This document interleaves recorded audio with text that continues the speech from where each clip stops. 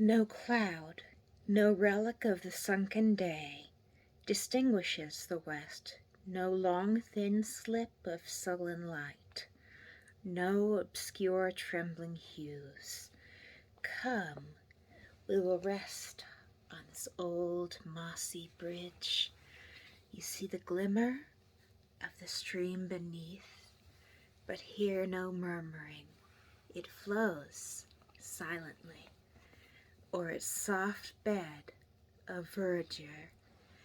All is still, a balmy night, and through the stars so dim, yet us think upon the vernal showers that gladden the green earth, and we shall find a pleasure in the dimness of the stars. And hark, the nightingale begins his song, most musical, most melancholy bird. A melancholy bird? Oh, idle thought! In nature there is nothing melancholy, but some night-wandering man whose heart was pierced with the remembrance of a grievous wrong, or slow distemper, or neglected love, and so poor wretch filled all things with himself, and made all gentle sounds tell back the tale of his own sorrow. He, and such as he, first named those notes a melancholy strain, and many a poet echoes the conceit. Poet, who hath been building up the rhyme, when he had better far have stretched his limbs beside a brook in mossy forest dell. By sun or moonlight, to the influxes of shapes and sounds and shifting elements, surrendering his whole spirit of his song, and fame forgetful, so his fame should share in nature's immortality. A venerable thing, and so his song should make all nature lovelier, and itself be loved like nature.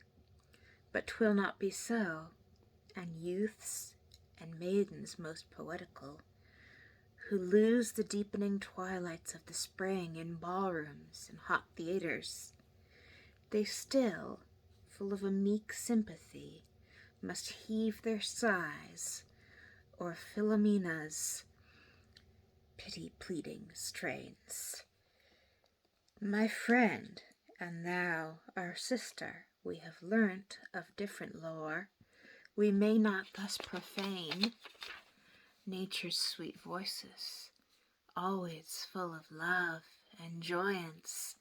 'Tis the merry nightingale that crowds and hurries and precipitates with fast, thick warble his delicious notes, as he were fearful that an April night would be too short for him to utter forth his love chant and disburden his soul of all its music.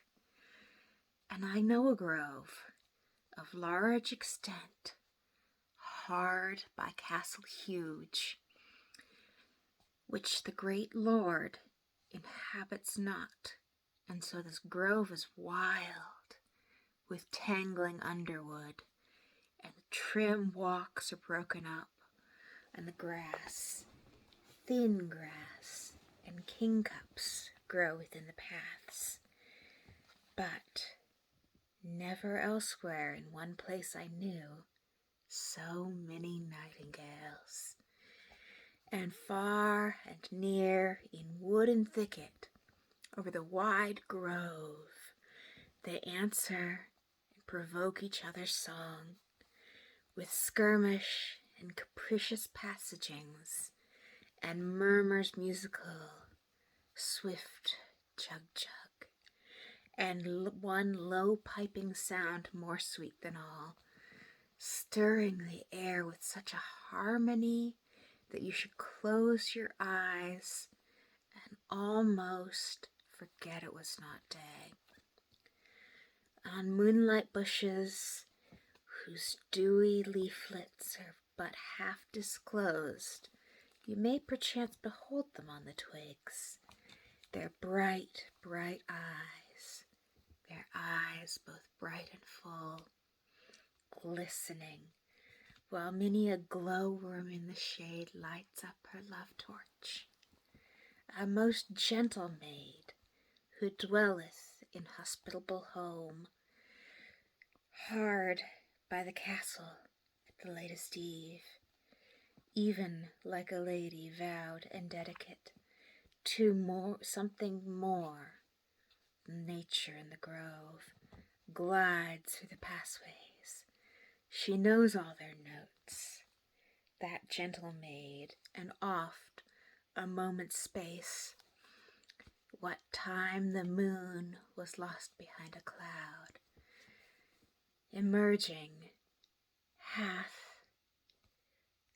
her awakened the earth and sky with one sensation, and those wakeful birds have burst forth in choral minstrelsy, as if some sudden gale had swept at once 100 airy harps, and she hath watched many a nightingale perch giddily on blossomy twig, still swinging from the breeze, and that to the motion tune his wanton song, like tipsy joy that reels with tossing head. Farewell, O warbler, till tomorrow eve, and you, my friends, farewell, a short farewell. We have been loitering long and pleasantly, and now for our dear home saith strain again. Full fain it would delay me, my dear babe, who, capable of no articulate sound, mars all things with his imitative lisp. How would he place his hand beside his ear, his little hand, the small forefinger up, and bid us listen, and I deem it wise to make him nature's playmate.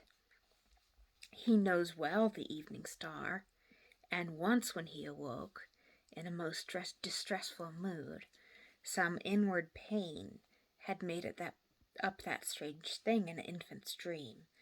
I hurried with him to our orchard plot, and he beheld the moon and hushed at once, suspends his sobs, and laughs most silently with his fair eyes that swam with undropped tears, did glitter in the yellow moonbeam. Well, it is a father's tale.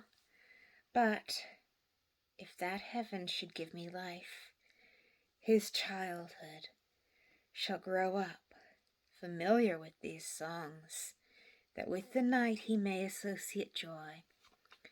Once more farewell, sweet nightingale.